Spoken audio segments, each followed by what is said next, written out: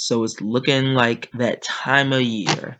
That time of year where we discuss the best songs of the year. Um, these songs stuck out to me the most. I listened to them quite a few times. They had really nice replay value. So let's get into this. Number 10, Castle on the Hill by Ed Sheeran. I mean, I think, okay, no, he's not the only artist, but it seems it's kind of funny to me that some of the artists that were on the worst list are on the best list. But Castle on the Hill, I like how he approaches his backstory. It almost feels like 7 years old by Lucas Graham. I think his name was Lucas Graham, whatever. I hated that guy, and I hated his song too. But this is like the better version of that song. He's kind of telling his life story in a way. You know, through childhood, one verse, then as the song goes on, he gets older, and I really like that about this song. Besides that, there's nothing too special about it. Vocal delivery is nice, instrumentation is nice, and the subject matter is nice. So why not put it at number 10?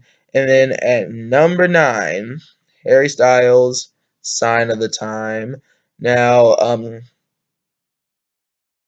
I feel like in this song, Harry Styles um, most definitely tried to break himself away from One Direction extremely, because this isn't a song that the band as a whole, the boy band as a whole, I'm sorry, would have made together. And in this song, I like that Harry Styles sounds more mature.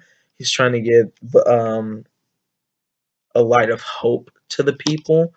So, yeah, I really do like this song. Instrumentation's nice. His vocal delivery is nice. So, and he has a really good message going for it. So, yeah, that's a great song. Number 8, "I'm Not Racist" by Joyner Lucas. This song right here is very, very powerful. The concept is, I'm not gonna say genius, but a very intelligent concept to put on the paper, and I like the way he executed it. Sure, there are a couple of problems with the music video, like something that is kind of unrealistic that just doesn't happen. I mean, I get the vision that he was going for, like maybe we hope that this happens soon one day, but I don't see that happening anytime soon. So, yeah. Um, it's a pretty good song. I mean, I'm to say it's a pretty good song. And at number 7, okay, I'm cheating here. I'm cheating big time here because this song came out in 2016. Technically, came out in 2016, but it was released on an album this year, and I missed it last year. So just let me get the benefit of the doubt here, and let me put this on the best of 2017. Yellow Wolf Shadows featuring Joshua Headley. Now, maybe I haven't been paying attention, but this is most definitely the darkest side of a Yellow Wolf that we have ever seen. The tale that he's telling is this kid who's scared of monsters and goblins and stuff, and just crooks and thieves. And then he grows up and he realizes that that is exactly what he's become. What he used to fear is what he now becomes. And this song is just dark, raw, and it's dope. Especially the last verse, whenever the beat change comes on, put me to bed. I swear to God, dude. That last verse is just filled with dope wordplay. So I really like that song. really like that song. And at number 6, we have Chainsmokers, Something Just Like This, featuring Coldplay. Another artist who crossed their way from the worst list to the best list. And I don't think I probably would have liked the song if Coldplay wasn't on it, if I'm being honest. You know, what I got from this song anyway is, I don't need you to be some huge superhero. I mean, sure, he gets a couple of lines wrong when he says Spider-Man with his control and Batman with his fist. I mean, yeah, I guess Spider-Man controls the webs that come out and Batman with his fist, but I digress. I like the message of the song, and it's a nice mixture between EDM and pop rock, so that's interesting to see. And I think this is actually the first song to ever have a guitar solo during an EDM uh, song. So that's very, very interesting. And Chainsmokers and Coldplay, it works on paper, and the execution was good. So at number 5, we have XXXTentacion with Garrett's Revenge. This is probably one of my favorite songs by him. I mean,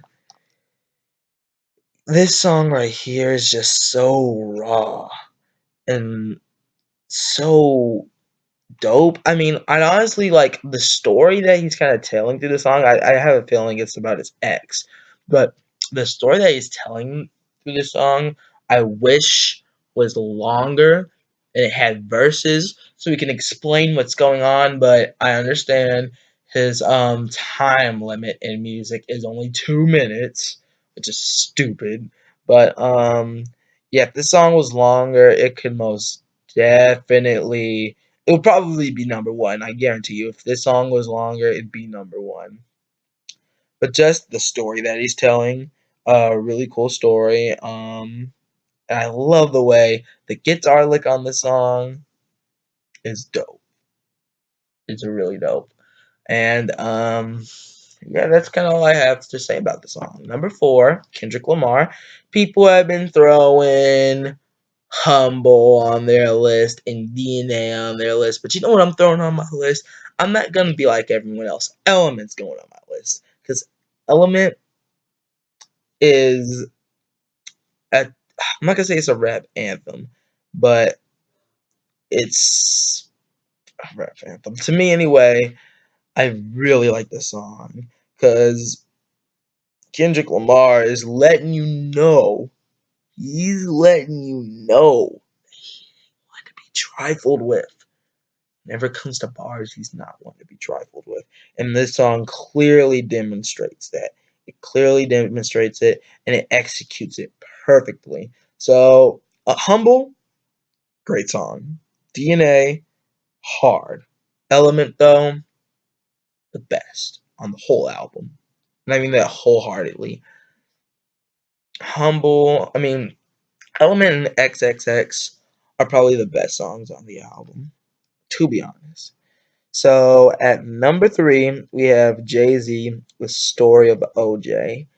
I really love this song because this is the maturest that we've seen Jay-Z, and I wish we would have gotten that on the new Revival Eminem record, but sadly we didn't. Story of OJ, though, the most mature we've seen Jay-Z, and throughout 444, we saw a mature Jay-Z. But yes, this song right here, absolute classic.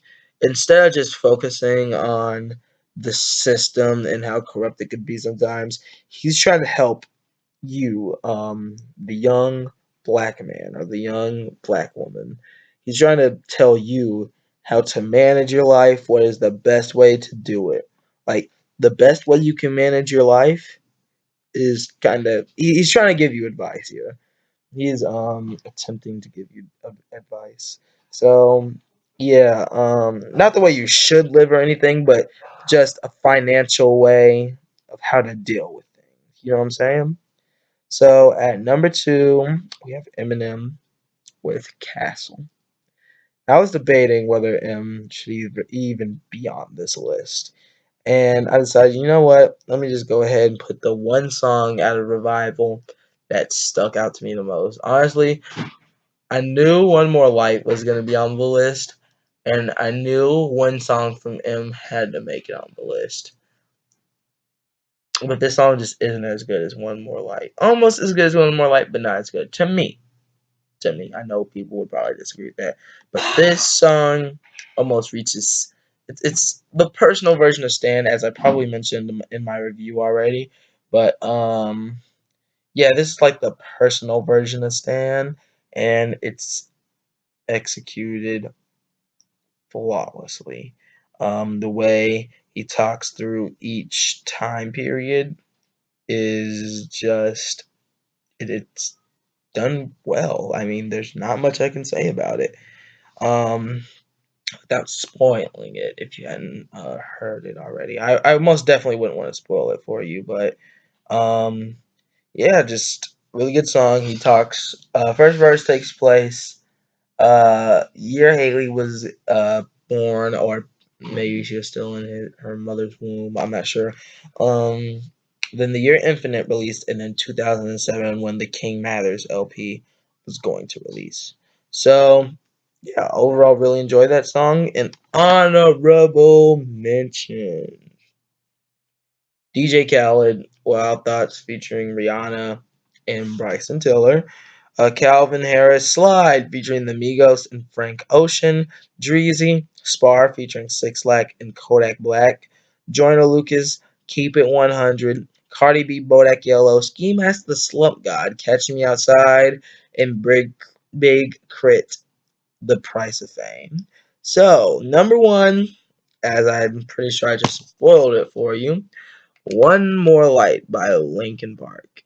Yeah, I really like this song. And it's a song. I'm not gonna say it's about Chris Cornell, but once Chris Cornell died, it kind of became about Chris Cornell. You know what I'm saying? It's about a friend, family member, anyone who's passed away in your life, and for whenever Chester Bennington kind of killed himself, this kind of became our anthem for him. You know what I'm saying? It almost felt like this was his exiting song. Or you could see that as leave out all the rest. But yeah, this is just a song to listen to if you are a Linkin Park fan and you ever just find yourself missing Chester. This is most definitely a song to listen to. So before I get all emotional, let's end this video. So that's kind of it. Um, that's the whole video. That's my whole list. If you thought that some of these songs should have been on the list, make your own list, buddy. Just make your own list. So I hope you all have a great day. Be sure to like, comment, and subscribe. And I'll see you guys later.